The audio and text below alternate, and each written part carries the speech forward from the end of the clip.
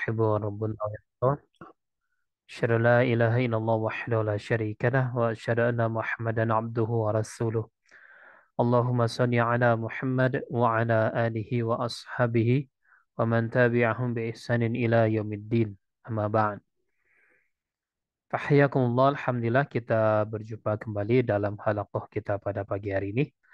Insyaallah ta'ala kita akan lanjutkan kembali al-bahthu, pembahasan kita dalam uh, mukhtasar ya, pada kita At-Tajridul Musawwar ya. Terakhir kita pembahasan di makhraj apa?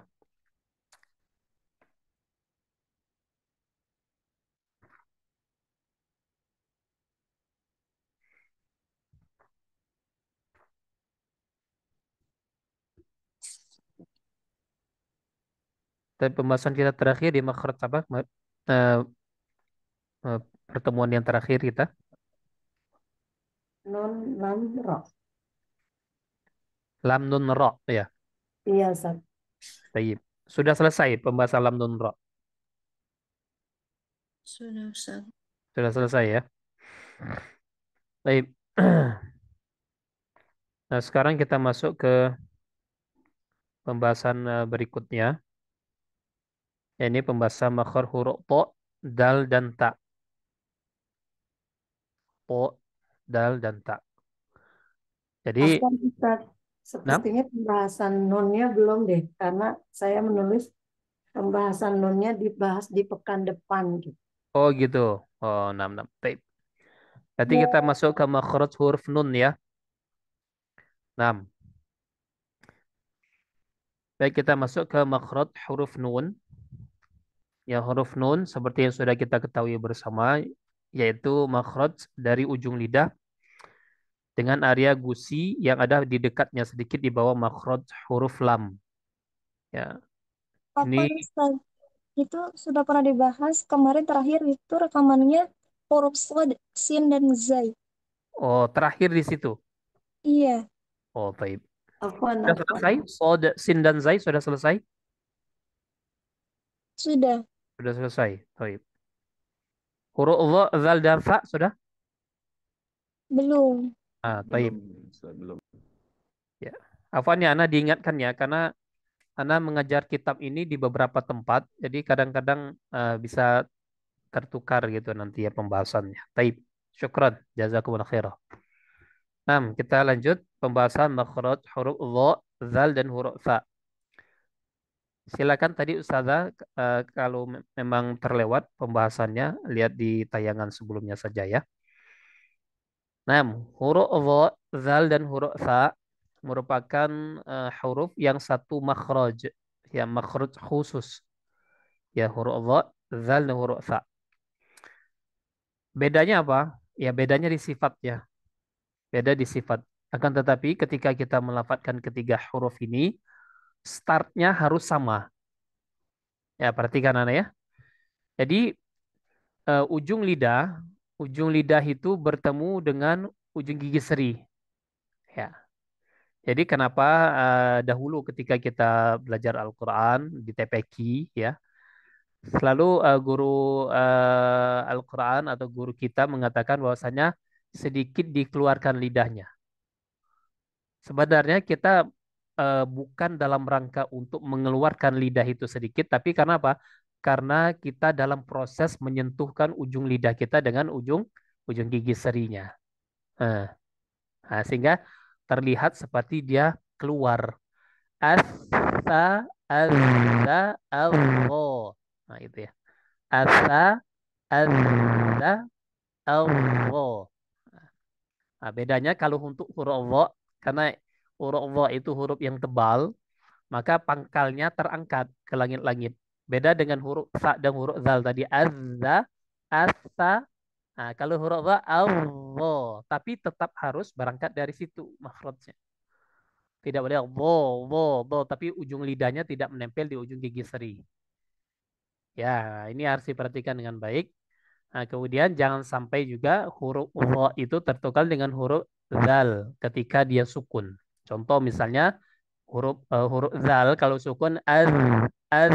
Nah, itu jadi bagian pangkal Bagian pangkal itu datar, ya. Bagian pangkalnya itu datar. Nah, sekarang huruf Allah itu terangkat ketika Allah, Allah, Allah, Allah. Silakan coba. Allah, Allah, Allah, Allah. Allah, Nah, Allah. seperti itu ya. Nah, jadi jangan sampai tertukar ataukah tidak sempurna dalam menyempurnakan sifat isti'ala maupun itbaq ketika dia kasroh. Huruf Allah ketika dia kasroh maka memiliki sifat itbaq, merkat. Jadi Allah kemudian ketika kasroh wi wi wi wi, tapi tetap harus menempel dulu di ujung gigi seri. Wi wi wo wi wu. Silakan.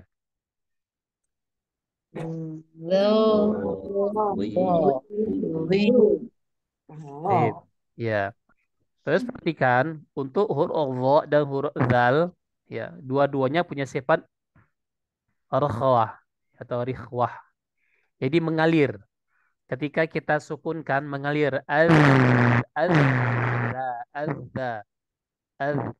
Jadi Rabbana la tu'akhidna khidna. Jadi jangan Rabbana la tu'akhidna khid, tapi khidna khidna. Coba Rabbana la tu'akhidna. Rabbana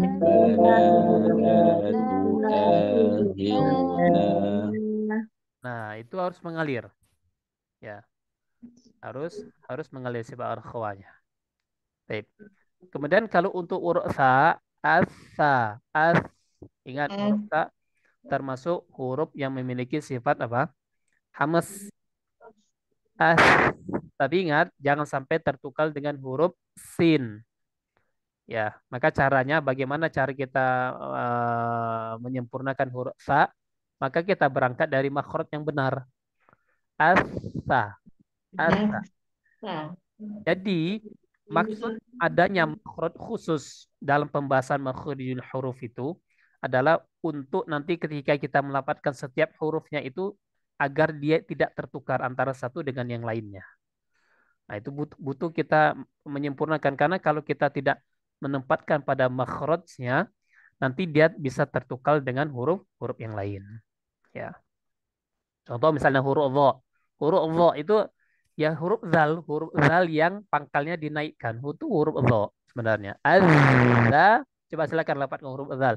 Azza, azza. Nah, sekarang pangkalnya tinggal dinaikkan. Dia pangkal lidahnya. Azza, Allah. Tanpa memonyongkan bibir. Azza, perhatikan anak. Azza, Allah. Azza, Allah. Azza, Allah. Alwi. Alwi. Nah, agak sedikit direkatkan ya. Jadi karena dia ada istilah itbaq itu. Karena empat huruf yang memiliki sifat itbaq. Sod, so, si. Nah, seperti itu. Bo, boi. Po, pi. Ya, vo, vi. Nah, ini seperti huruf kha, huruf ghain itbaqkan ketika kasroh. Jadi jadi tidak boleh kita jadi ti, ti. Ya, itu tidak boleh ya. Ti. Ihdinas qim, qim, qim. Nah, itu tidak boleh. Jadi seolah-olah kita memberikan sifat apa? Sifat itbaq di huruf qafnya. Ghain juga nah, jadi jangan ghi, tapi ghi. Ya, karena dia infitah bukan itbaq. Suaranya jelas ya? Jelas Ustaz. Jelas Ustaz. Kalau internetnya putus-putus. Nah, jadi seperti itu. Uh, nanti dilatih saja untuk ketiga huruf ini, ya terutama huruf zal dan huruf dha supaya dia berbeda. Coba pakai rumus yang kemarin Ana berikan, ya, Ana berikan rumus kemarin. Alvo, alvo, alvo, alvo, ilvo, ulvo. Masih ingat rumusnya? Alhamdulillah, Ustaz. Nah, Taib, silakan dibaca. Allah, Allah, Allah, Allah, ilwa, ulwa. Masya Allah, Mumtaz. Alhamdulillah, Nah, Ustaz. ada yang mau coba lagi? Coba huruf Allah.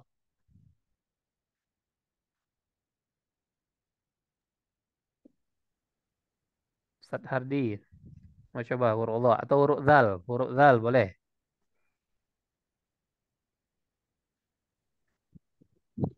Alza, alza, alza. Ada, az. Jadi yang pertama itu difathahkan, yang kedua hurufnya disukun, yang ketiga ditasydid. Ada, azza.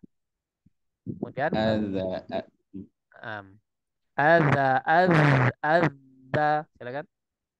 alza, alza. Nah, jadi ketika melafalkan huruf zal, ya baik dia sukun maupun ketika bertasydid maka dialirkan.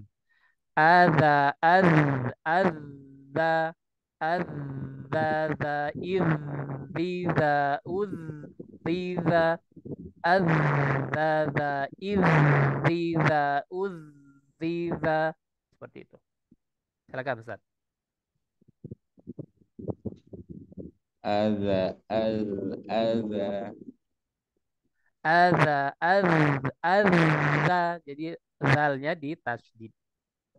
Alza, alza. Yang kedua Baik, polanya baik. lupa kan Ustaz. Baik. Nah, coba Anda bukakan whiteboardnya ya. Nanti silakan untuk dilatih. Ketika Anda buka whiteboard, ada yang tidak bisa lihat whiteboard Anda?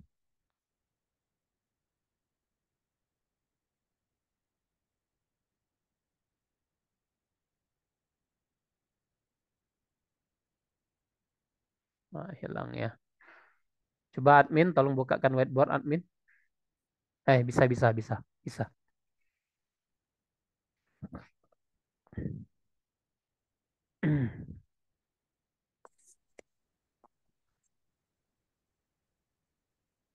Nah, jadi seperti ini. Jadi awalnya dikasih hamzah.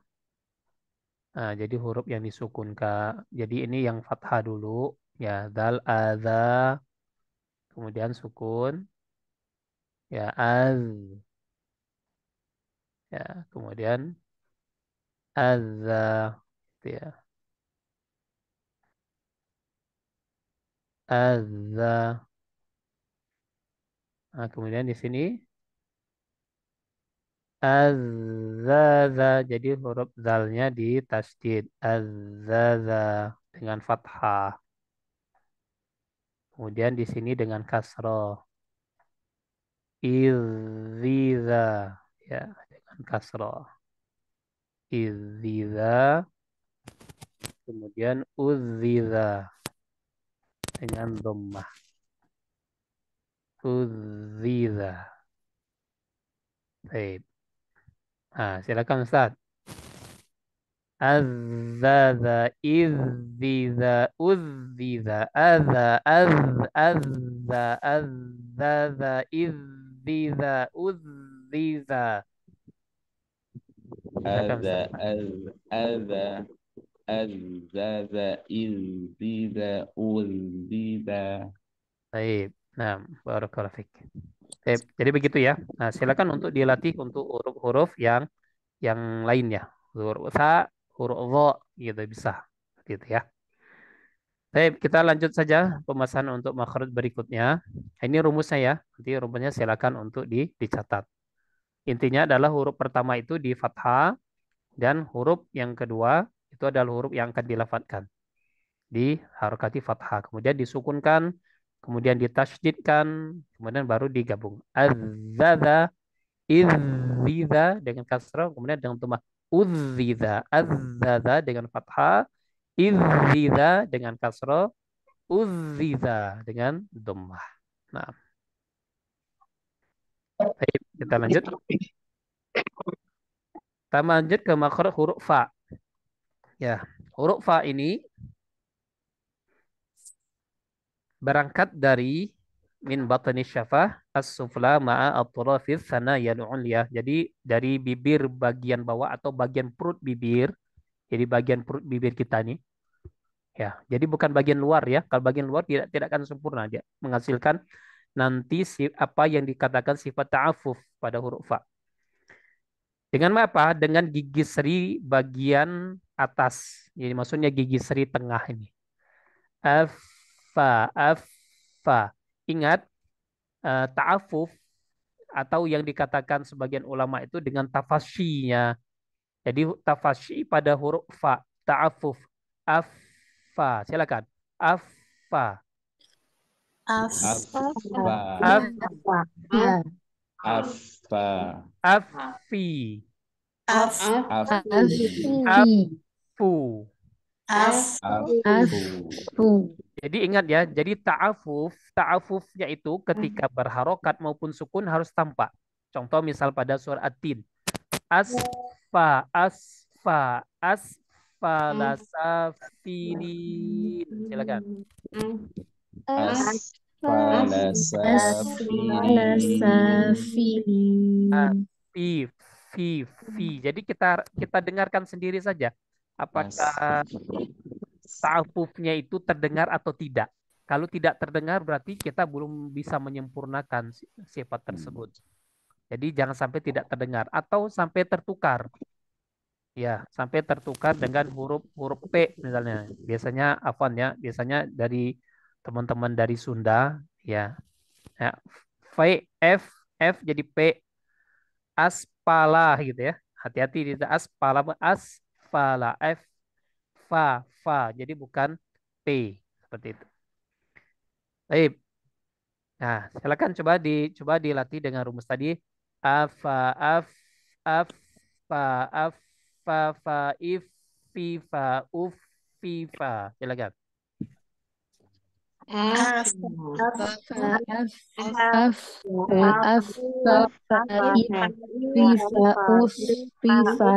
Oh, Masya Allah. Ya, dah. Sudah benar itu ya, terdengar dari sini. Sifat ta'afufnya tampak. Jadi perhatikan ketika kita melafadzkan huruf fa dalam keadaan dia berharokat, maka tampakkan sifat ta'afufnya. Ya, sifat ta'afuf. Kemudian selanjutnya makhraj huruf waw, bukan mad. Waw ghairu maddiyah. Waw bukan mad ini adalah waw asliyah. Waw bukan mad itu adalah waw asliyah. Huruf waw itu sendiri. Ya, kalau waw mad itu adalah huruf waw yang sukun yang sebelumnya dhammah. Itu waw mad. Jadi sehingga huruf wawnya tidak dilafatkan. Kalau waw mad ya, waw mad itu huruf wawnya jangan dilafatkan ya. Misalnya kita melafatkan ba dhammah dengan waw, jangan bau ya. Jadi wawnya jangan dilafatkan. Cukup kita memanjangkan ya kadar harokat yang tadinya satu harokat itu menjadi dua harokat kadarnya pada huruf ba yang diharokati dhammah. Jadi bu bu seperti itu. Jadi jangan bau sau sau kecuali kalau wawnya wawulin. Ya, kalau wawulin maka wawnya terlafatkan. Contohnya bima asau. Nah, itu terlafatkan kan? Karena waw sukun sebelumnya fathah, maka wawnya terlafatkan.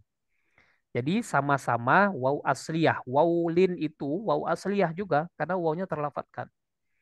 Makanya kenapa kalau wawlin ya bertemu dengan waw setelahnya yang berharokat maka terjadi idgham mutamathilan. Ya, terjadi idgham mutamathilan. Dia diidghamkan. Idghamnya kamil. Contohnya misalnya bima asaw wa kanu ya'tadun. Nah, kan gitu. Bima asawwaka. Karena dia sudah idgham. Yang pertama bima asaw. Nah, itu kan wawlin. Kemudian wakanu. Wakanu. Waw. Pada lafad wakanu. Nah, itu terjadi idgham.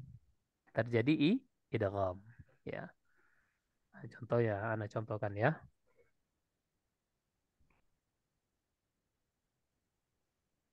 Nah, seperti ini.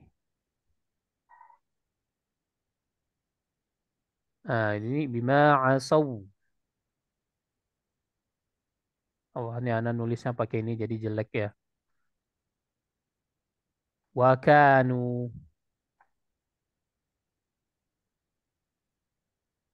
Nah, nah waw di sini ini waw wawlin bertemu dengan lafadz setannya wakanu. Nah, sehingga waw ini karena wawlin itu wawnya terlafadzkan, makhrajnya sama dengan waw setelahnya. Karena syarat terjadinya idgham ya, syarat terjadinya idgham pada dua huruf ini ya adalah apa? Dia sama makhraj sama sifat. Maka dia idgham, idgham kamil. Bima asawwakanu sehingga wawnya ditasdid setelahnya. Ya. Tapi kalau misalnya isbiru wasobiru, misalnya isbiru, ya kan? Isbiru, ya. Nah, di sini, ya. Di sini juga waw, Wow, mad. ya. Tapi wawnya waw mad.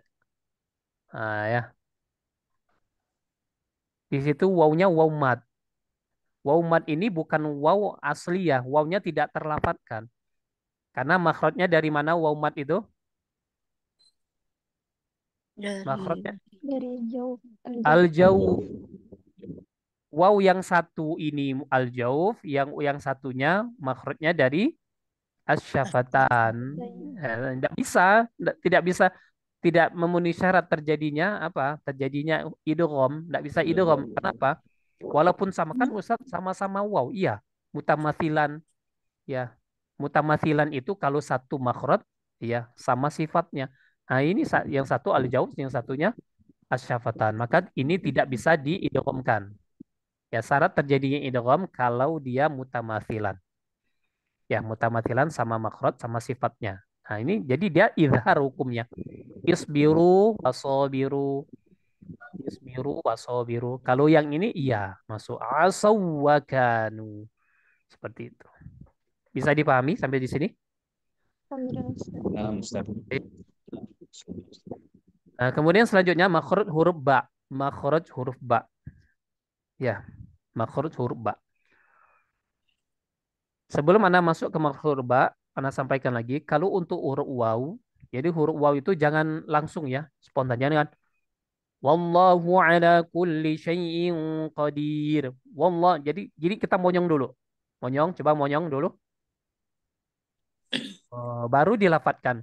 Wallahu ala kulli syai'in qadir. Silakan, coba dimonyong dulu. Bapak. Wallahu ala Baik. Jadi ingat, setiap kali ibtida di huruf waw, maka monyongkan bibir terlebih dahulu. Jangan tiba-tiba monyong. Nah, itu salah ya. Jangan tiba-tiba monyong, tapi monyong dulu baru dilafatkan. Nah, begitu cara melafatkan huruf waw yang benar. Waw ghairu maddiyah atau waw asliyah. Baik. Kemudian selanjutnya makhraj huruf ba. Huruf ba ini masih masuk dalam makhraj asyafatan ya. Masih dalam makhraj asyafatan. Bagaimana caranya? Dengan mengatupkan dua bibir ya. Ya, antara bibir atas dan bibir bawah. Ba, coba silakan ba, ba ba, Ba. ba. ba Ya. Coba kita perhatikan huruf ba itu jahar, hamas masuk jahar atau hamas? Sifatnya jahar jahar, berarti kuat. Syiddah rokhawah masuknya mana? siddah Sudah. Syiddah, berarti kuat. Kemudian isti'ala istifal, istifal istifal. Nah, kalau istifal dapati infitah ya. Kuncinya kalau dia istifal, huruf itu kalau istifal sudah pasti dia infitah. Jadi tidak usah banyak mikir lagi. Kalau dia istifal pasti dia infitah. Nah, berarti dua sifat kuat, dua sifat lemah. Kalau idlak ismat tidak kita masukkan karena tidak masuk dalam pembahasan tajwid. Ya, tidak masuk dalam pembahasan, maksudnya pembahasan makhraj dan sifat. Berhubungan dengan pengucapan itu nggak ada hubungannya. Idlak, ismat, ya mudah, sulit, itu saja mudah dan sulit. Lalu dalam pengucapan tidak ada hubungannya karena itu masuk ke dalam kaidah ilmu sorfi, ya sorfiyah istilahnya ilmu sorf. Ya karena kalau huruf idlak itu kan huruf yang berasal dari ujung lidah dan kedua bibir. Itu saja. Ya fa ra min lub, ya huruf fa, huruf ra, huruf mim, huruf nun, huruf lam, huruf ba. Ya. Coba kita perhatikan kalau untuk huruf idlak ya itu asalnya apa yang dimasukkan ke dalam huruf idlak adalah huruf ujung ujung lidah dan dua bibir. Ya, min, mim, dua bibir. Huruf ba, kedua bibir. Ya, huruf fa, kedua bibir.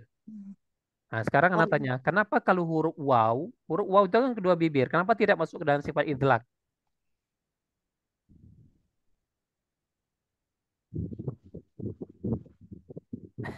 Iya, Ustaz. Hmm. Ya, kenapa tidak masuk dalam sifat idlak? Kenapa tidak dimasukkan idlak saja? Ya, wow, wow, gitu ya. Karena itu sulit, sulit Ustaz. Sulitnya bagaimana sulit? Ya, jadi ya inilah yang Anda maksudkan tadi. Kenapa dahulunya itu masuk ke dalam kaidah ilmu nahwu sorof. Karena apa? Karena dalam ilmu nahwu sorof ya huruf waw, huruf iya, huruf alif adalah huruf apa itu? Huruf huruf ilat. Ya, saya lupa. Ya, ada yang sudah belajar nahwu sorof ini ya. Huruf ilat itu, ya itu huruf ilat, huruf penyakit nah, gitu. Huruf Iya, penyakit. Ustaz. Ya penyakit ini kan susah itu kan ya. Nah, sehingga dia dimasukkan ke dalam sifat apa? Ismat. Ya, dia tidak masuk ke dalam sifat idlak. Seperti itu. Oh, Ya, karena ya memang pembahasannya dahulu ya pembahasan sorfiah, bukan pembahasan tajwid. Setelah ilmu tajwid itu ada, barulah dia masuk ke cabang ayat.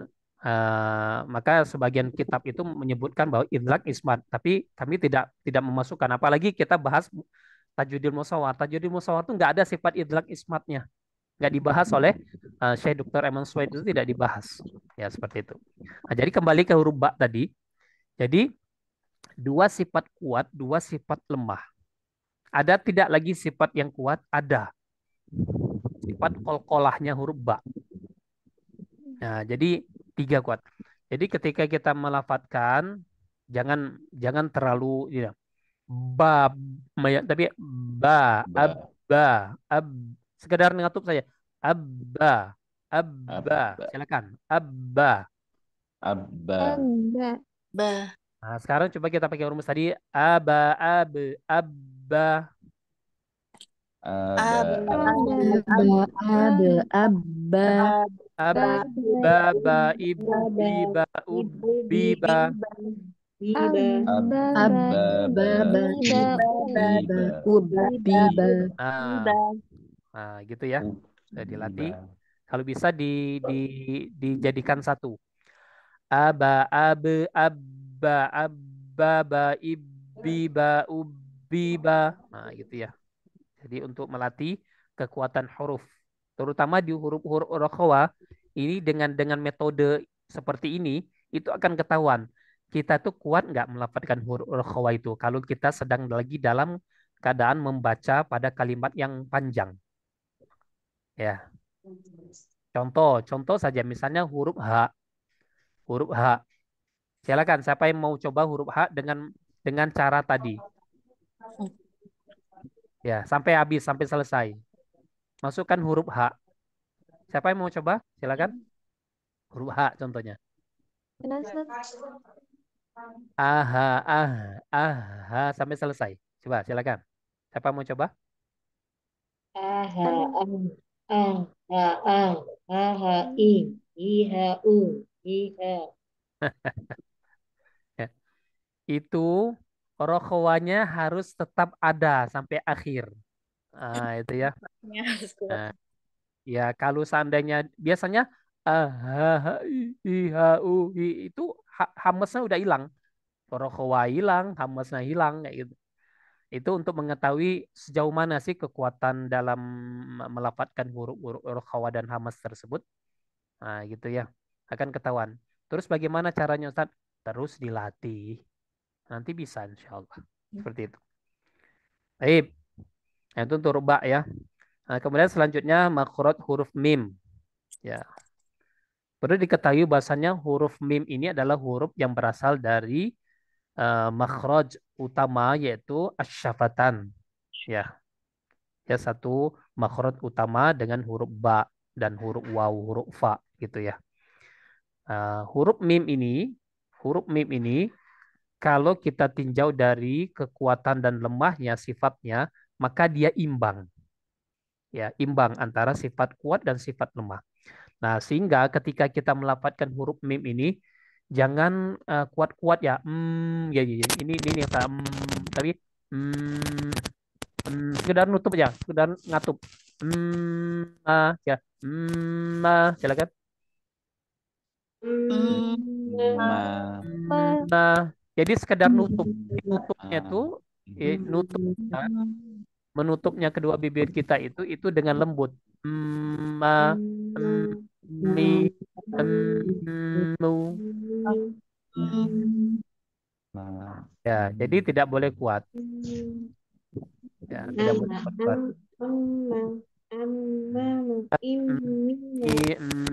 Mu. Nah, sehingga nanti ketika kita melafadzkan misalnya pertemuan nun sakinah dengan huruf ba yang menghasilkan huruf mim atau pada hukum ikhfa syafawi ketika mim sukun bertemu dengan huruf ba jadi ada huruf mim di situ maka kita tidak menguatkan makhrajnya tapi kita menutupnya dengan lembut sehingga masih terdengar ikhfa-nya.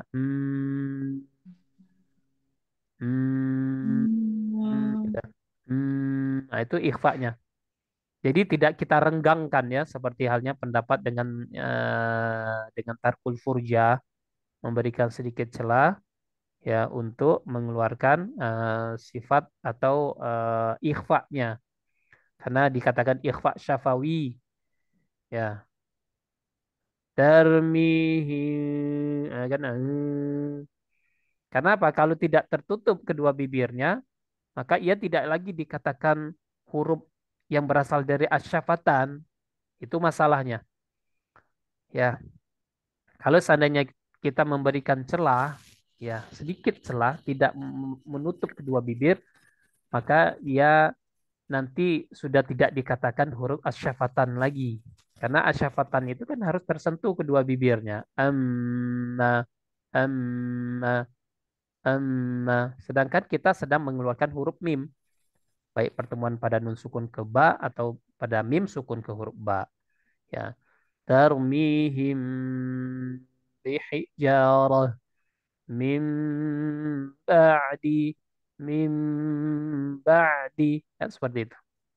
Coba silakan lafalkan tarmihim bihijarah dengan menutup kedua bibir dengan lembut. Ya, itu yang dikatakan intibakus syafatain. Ya, menutup kedua bibir tapi dengan lembut, tidak dengan kuat ataupun dengan memberikan sedikit celah padanya. Silakan.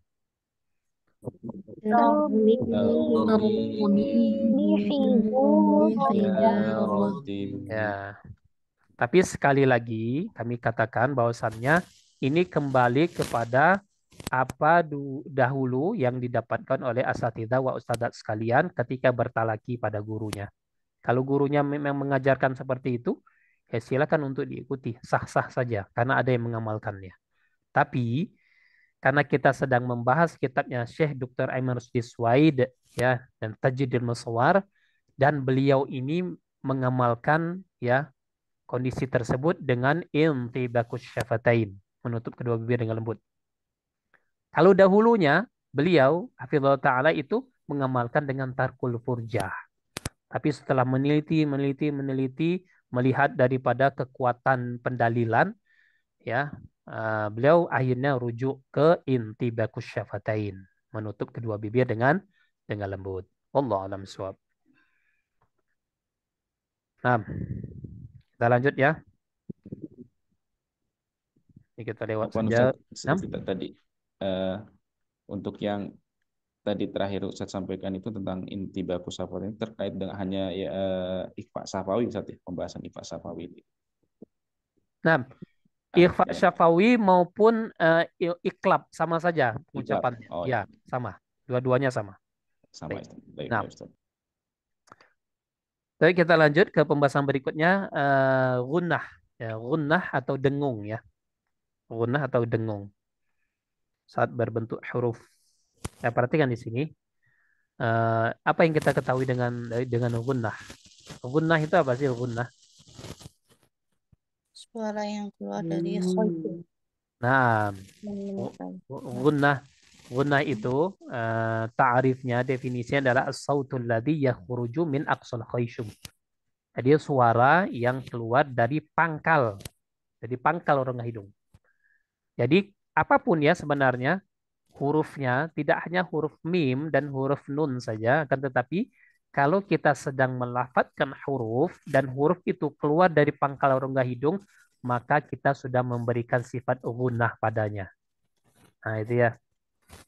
Seperti halnya misalnya kalau kita Lillahi ma fis samawati wa fil gitu ya. Itu kan dari hidung semua. Makanya kalau kita membaca Al-Quran hati-hati. Jangan sampai huruf-huruf yang ia tidak memiliki sifat ugunah, maka kita berikan ugunah padanya. Ya, termasuk ketika kita sedang memberikan nada yang tinggi. Nada yang tinggi. Ya, maka jangan sampai keluar dari hidung. Contohnya misalnya eh, ya sukun yang sebelumnya kasroh, maka terjadi hukum apa sih itu? Matobi'i ya, gitu ya. Contoh misalnya pada lafaz alladzi itu keluarnya dari mana? Alladzi Al-jauh. al-jauf. Nah, Jauh. itu jangan sampai keluar dari hidung. Makanya hati-hati jangan sampai kita misalnya seperti ini ya, kita lafazkan Shiratal ladzina an'amta 'alaihim Shiratal ladzi. Nah, coba kalau kita pegang hidung, Anda pegang hidung ya. Shiratal ladzi zi. Nah, keluar dari nah, ya. Maka kita Shiratal alladzi alladzi ya ini enggak. Shiratal ladzi. Nah, seperti itu. Makanya kita kalau bertemu dengan huruf mad ya, maka kita hati-hati jangan sampai keluar dari hidung. Maka dari itu, nah, ketika kita melafadzkan Al-Quran itu jangan terlalu banyak memberikan nada-nada ya, nada dan irama. Ya, sehingga ketika kita harus menaikkan suaranya bertemu dengan mat tabi'i di situ. Nah, bingung kita kan? Ah, padahal kita harus menyesuaikan dengan nada sebelumnya. Kan jelek kalau tiba-tiba turun. Nah, gitu ya, Ustaz ya. Betul, Ustaz. Ya, kan jelek kalau tiba-tiba turun. Tidak apa-apa lah naik. Akhirnya kita apa? Menabrak kaidah tajwidnya. Harusnya keluar dari al-jauf, maka ia keluar dari al-khayshum. Aisyun. Ya gitu. Bagaimana hukumnya? Ya lahan berarti kita. Berarti kita sudah lahan, kesalahan di dalam membaca. Maka hati-hati kita kalau jadi imam itu jangan jangan apa ya istilahnya itu pengen tampil gitu ya. Wah, suara saya bagus, saya pengen tampil, saya pengen memperlihatkan suara indah saya. Nah, kita baca Al-Quran itu buat siapa sih? Kita baca Al-Quran itu buat siapa? Buat Allah. Buat Allah. Allah, kalamullah, kalamnya Allah. Ya, itu kan kalamnya Allah, bukan kalamnya manusia. Dan ada kaidahnya di dalam membaca. Nah, seperti itu kan. Makanya kenapa Rasulullah ajarkan ke sahabat. Sahabat belajar kepada Rasulullah. Para tabi'in belajar kepada sahabat. Tabi'in belajar kepada tabi'in. Itu generasi-generasi emas yang mereka belajar, mereka bertalaki, tahu persis bagaimana bacaan Rasulullah itu. Kalau di zaman dahulu memang tidak butuh sanad ya. Tidak butuh sanad karena ya langsung belajar ke sumbernya. Langsung belajar. Kalau kita butuh sanad karena kita kan tidak langsung belajar ke sumbernya. Kita tidak belajar ke sahabat, kita tidak belajar ke tabi'in, kita tidak belajar ke tabi'in seperti itu. Kecuali kalau kita langsung belajar ke tabi'in, kita langsung belajar ke Imam Asim, nah, lain hal. Ya, kita tidak perlu sanad karena saya sudah langsung belajar. Tapi karena kita ini tidak belajar ke para tabi'in, tabi'ut tabi'in maupun para sahabat maupun Rasulullah, maka kita butuh namanya sanad itu. Ya, butuh adanya sanad itu. Ya, tapi ingat, sanad itu perlu diperinci kembali. Apakah sanad kita bagus, baik atau tidak? Apakah perawi-perawinya itu thiqah, adil, dobit ya, seperti itu, dobit atau tidak, seperti itu. Banyak perinciannya ya. Dan di sini Anda tidak membahas tentang ilmu riwayah ya. Yaitu nanti di lain waktu pembahasan tentang ilmu riwayah. Baik, silakan mungkin ada yang mau ditanyakan di sini Ya, Ustaz. sebelum masuk. Anak, Ustaz, Silakan. ah, untuk guna tadi ya Ustaz. Ya. Untuk guna pada ilmu nakis, lah itu kan kadang ketika anak laki itu kok jangan terlalu banyak masuknya gitu ke hidung gitu. Terus padahal itu ketika masuk full pun itu kan ketika dipencet suara kita nggak berhenti Ustaz. Baik, Apakah memang sebenarnya ilham nakis itu ada tingkatannya untuk ya tadi ya gunanya tadi atau ya, gimana? baik. Jadi seperti ini yang dikatakan kamil dengan nakis ya. Kamil dengan nakis itu kalau kamil itu seperti yang tadi Ustazah sampaikan, kalau yang kamil itu sempurnanya masuk ke dalam pangkal rongga hidung. Sehingga efeknya apa? Efeknya yaitu kita kalau melafalkan itu jadi berhenti suaranya tuh. Ya, misalnya mim ketika kita melafalkan seperti ini, ya. Min ketika kita pencet pangkal rongga hidungnya, suara itu akan mati. Ya, coba misalnya lafalkan min nasirin, coba pencet rongga hidungnya. Min nasi. Ya, karena dia sempurna sekali dia masuk ke situ. Sempurna. Tapi kalau seandainya dia masuk ke dalam huruf waw, ya nun sukun masuk dalam huruf waw atau huruf ya saja. Karena itu kan terjadi idgham bi guna. Ingat, dia bukan huruf guna tapi idgham dengan kita memberikan guna di situ. Sebenarnya tidak ada itu separuh, seperempat, tiga per empat, tiga per delapan, tidak ada. Jadi ketika kita masuk ke dalam huruf waw tersebut, ya, maka kita alirkan ke rongga hidung. Cukup dialirkan saja, ya, alirkan ke rongga hidung. Tapi ingat, karena dia bukan huruf guna, maka kita tidak concern bahwasannya memberikan guna yang berlebihan pada huruf waw atau huruf iya-nya. Karena dia bukan huruf nun dan mim. Kalau huruf nun mim ya wajar karena dia huruf guna. Ya, contoh anak contohkan. Jadi kalau kita pencet rongga hidung kita itu masih mengalir tuh suaranya. Contoh, misalnya melafalkan man yakulu, may yakul. Itu dia. May yakul. May yakul. Coba silakan lafalkan may yak. Mayakul, Yakul, mayakul, May yakul, may yakul. Silakan. mayakul. yakul. Nah, jadi dia tetap keluar di pangkal rongga hidung, cuman dia tidak sekuat huruf nun dan mim seperti itu. Jadi jangan kita mai contoh seperti ini ya. Mai yakul, mai walaupun kita memberikan efek yang full ya ke pangkal rongga hidungnya, tetap saja huruf ya-nya bisa dilafadzkan. Nah, gitu ya. Contohnya, ada contoh.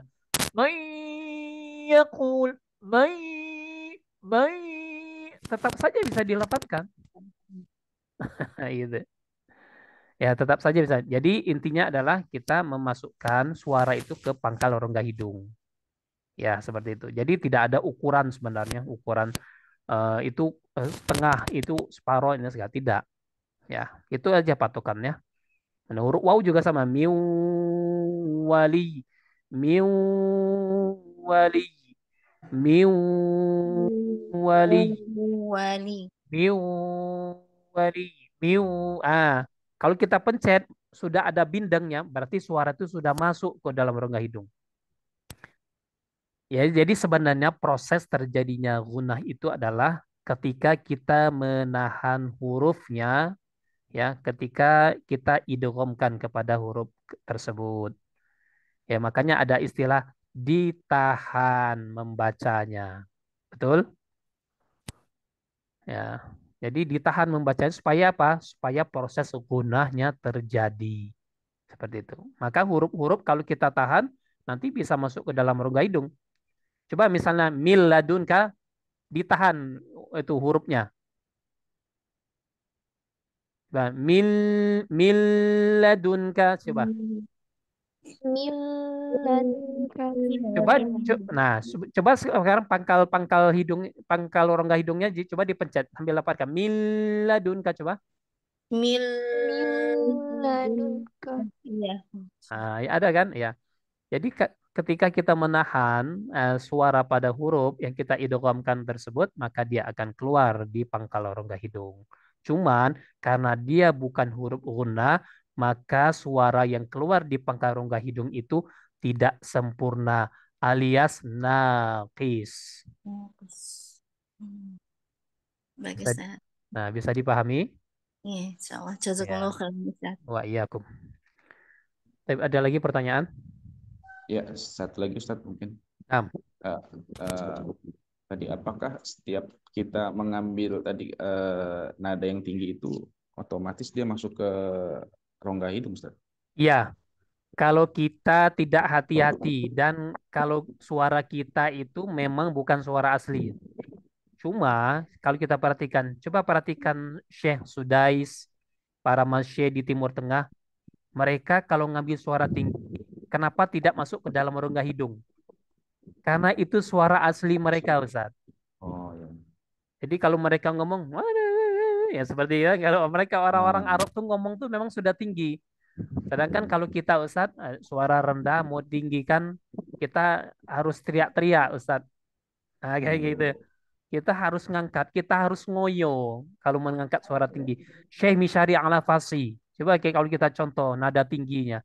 Karena itu suara suara beliau memang seperti Asli, itu. ya. Dan suara kita Yes. Iya. gitu lah Ustadz. Nah, Berarti sehingga lebih aman gitu. Lebih ya, aman ambil nada rendah Ustadz ya. betul. Sehingga kita ini ketika ngangkat suara tinggi yang aslinya tidak tinggi, nah rentan Ustadz itu masuk ke dalam rongga Ya. al-khisum. Seperti itu. Bukan berarti Ustadz itu saya sudah situ tinggi loh Ustadz. Ya itu suara beliau memang kayak gitu. Iya. Alhamdulillahi Rabbil Alamin. Itu memang tinggi suaranya Ustadz. Suaranya asalnya, suara Syekh Sudeso memang tinggi. Ya, kalau kita kan ibaratnya kalau misalnya diajak ngomong Ustadz Hardi, ya, misalnya diajak ngomong, Ustadz Hardi apa kabarnya? Baik. Nah, gitu. Suaranya memang sudah tinggi. Iya. Baik. Nah, gitu. Kalau kita kan, Iya, Ustadz. bagaimana kabarnya? Baik.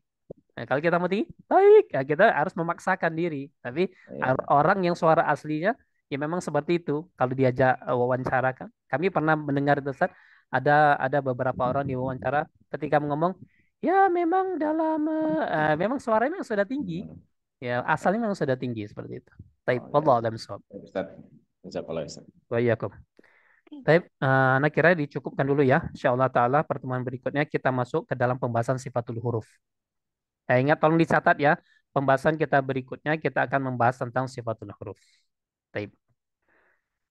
Nah, demikian saja. Insyaallah bermanfaat. Lebih kurang mohon maaf. Segala kebenaran mutlak milik Allah Subhanahu wa taala, segala kekurangan kekhilafan dari anak pribadi dan dari syaitan. Allahumma inna nas'aluka 'ilman nafi'an wa na'udzubika min 'ilmin la yanfa'. Allahumma inna nas'aluka 'ilman nafi'an wa rizqan thayyiban wa 'amalan mutaqabbalan wa lisanan dzakir wa qalban khashi'an. Baik, kita tutup dengan doa kafaratul majlis. Subhanakallahumma wa bihamdika asyhadu an la ilaha illa anta astaghfiruka wa atubu ilaik. Tsumma assalamualaikum warahmatullahi wabarakatuh. Waalaikumsalam warahmatullahi wabarakatuh. Jazakallahu khair, Ustaz. Wa iyyakum barakallahu fikum.